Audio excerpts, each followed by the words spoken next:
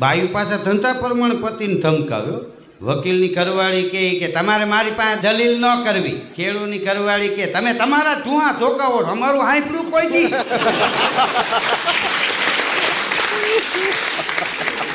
ના પાડી હતી કપા વાવોમાં તોય ત્યાં ગુડીને બેઠા. હવે હાથીઓના રોટલા ખાઓ. ધંધા પ્રમાણે કકલાવ્યો. હા, વેપારીની બાઈ કે તમારે આ લગ્ન કર્યા ને એ જ મોટી ખોટ છે અમારે. હા, ડોક્ટરની પત્ની કે હું તમારી પત્ની છું, દર્દી નથી, મને ન સમજાવો. શિક્ષકની ઘરવાળી કે આ ઘર છે, નિશાળ નથી, મને ભણાવવાનું બંધ કરો. હા, ધંધા પ્રમાણે ધમકાવે. હા, શેર બજાર વાળાની ઘરવાળી કે તેલનો ડબ્બો લેતા આવજો, ચોખાનું બાચકું, ચા 1 કિલો, 5 કિલો ખાંડ, ભલે મંદી આવી હોય.